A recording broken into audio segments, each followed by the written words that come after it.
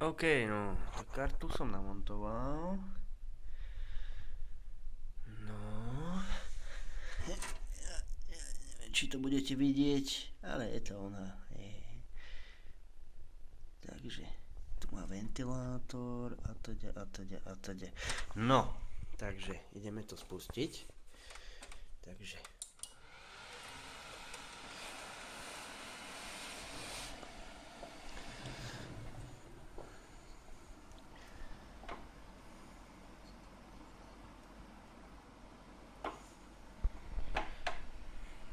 sa to spúšťa. Áno, MSI, bla bla bla. Kartička, pozrieme, ukážem vám, ventilátor sa točí, áno, točí sa, všetko fakčí tak ako má. Mám tam troška neporiadok, lebo som to teraz narýchlo len poskladal. Takže, no, štart Windowsu.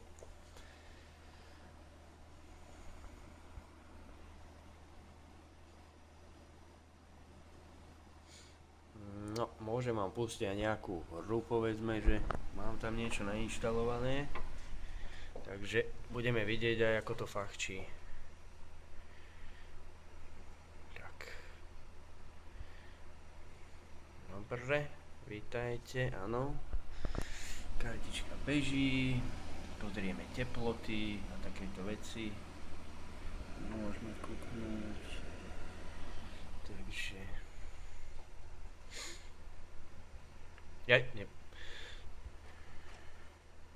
No. Nech sa nám nažhaví tento počítačík. Dobre, a je to OK. No, takže sme na ploche. Takže zapneme, povedzme, že... No, pozrieme, kde je tá kartička, že je to naozaj ona. Takže je to...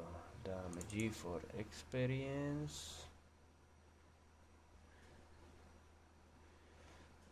Sa nám troška zobudiť musí, takže troška počkáme.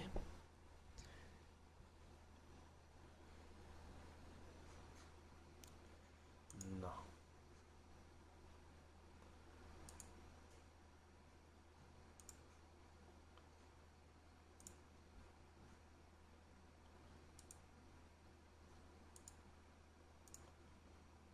Vlastnosti. Môžeme to aj takto kúknúť. Cez vlastnosti.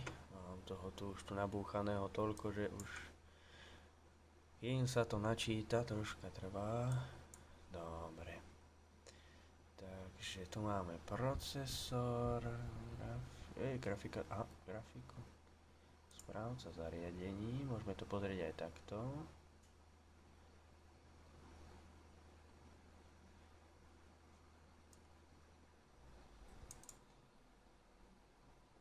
No, zobud sa už.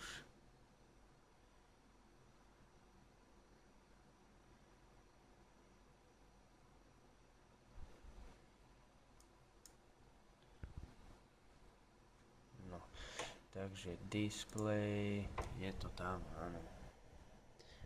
Neviem, či to budete vidieť, Nvidia GeForce GTX 275, áno, je tam.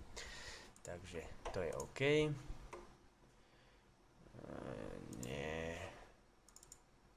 Toto GeForce Experience, to mi asi nechce ísť. Nevadí, to som tak narýchlo nainštaloval. Alebo, že by sa to dá ako otvoriť.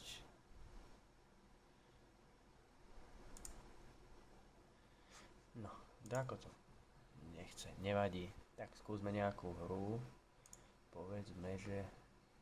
No, mám tu nejakú. Hry. To nie. Zaplo sa. Takže je to moja zostava. Nejaká aktualizácia, keďže ja si ju nedám, lebo mne je na figu. Ja používam inú kartu, ale všetko funguje tak, jak má, takže to bez problémov. Ešte môžeme stiahnuť, to bude trošku dlhšie videjko, buď si to pozriete celé, alebo nie, ako chcete. keďže som to ja, by ste veril, takže je to, predávam kartu z Bazoša, na Bazošovi, je to GTX 275, som z Poltára, takže malo by to fungovať, čiže MSI, Afterburner, takže takto, pozrieme aj teploty, ste vedeli, že sa neprehrieva ani nejaké takéto hlúposti, proste není vyšľahaná, ani nič jej nie je, čiže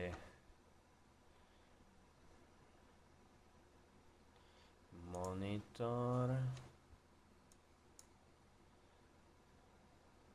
no, takže dovolant,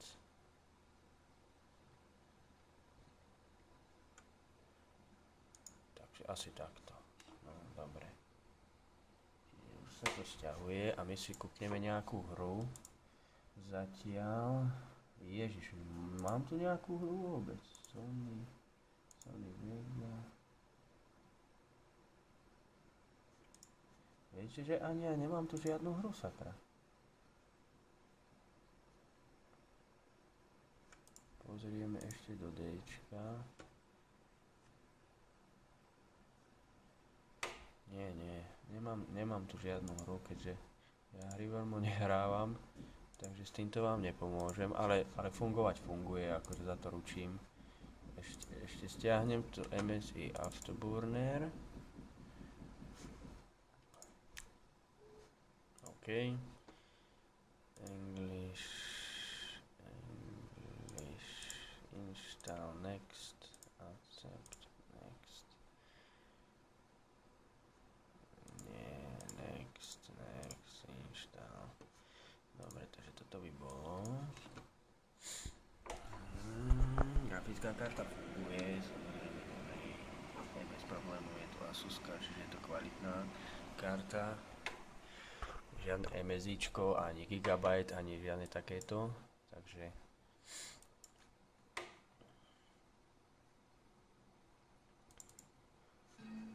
ešte nie.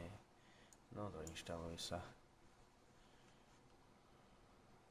No, bohužiaľ tu nemám žiadnu hru ani nič podobné, takže vám to neviem pustiť, ale akože v pohode. Ja som skúšal na tom Battlefield 4 bez problémov, fungoval. Samozrejme nie na najvyššie detaily ani nič podobné, takže to čakať nemôžete. Ale úplne medium detaily a v pohode to stíha. Takže bez problémov. Bavíme sa tu o Full HD rozlíšení, takže akože toto stíha v pohode. A na render a na prehrávanie videí a proste takéto veci, to je až príliš super karta. No, toto sa mi asi nedoinštaluje. Takže suma sumárum, fungovať funguje. Dobre. Nastavenie zelenej ochrany systému ešte pozrieme, aby som vás neoklamal ani nič. Takže tu máme display, áno, Nvidia GTX 275, neviem, či to budete vidieť, tu je, áno, GTX 275, áno, presne tá, čo je založená, takže funguje bez problémov a dáme run, OK, no, takže tu máme MSI Afterburner, ten nám rozoznal, je to taký programík, kde sa taktujú grafické karty, ale ja tento program používam vlastne viac menej na ovládanie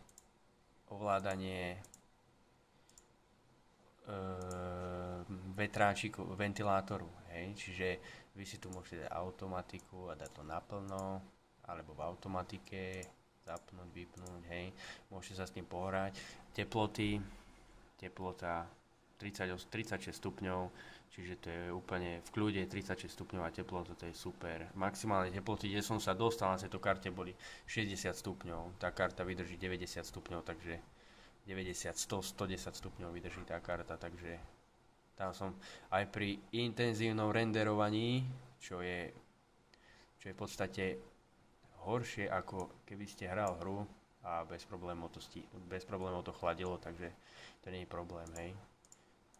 Dať naplno. Ten ventilátor ani v podstate vôbec nepočuť. Možno teraz to bude možno hlučnejšie, to mám tu aj od procesora, hej, prúza ventilátorov okolo, ale v podstate je to tiché. Takže aj pri 100%. Ja som to dal do automatiky a ja som to neriešil. Dobre, no dúfam, že vám to bude stačiť. Je to 10 minútové video, takže dúfam, že to bude stačiť. Dobre, majte sa.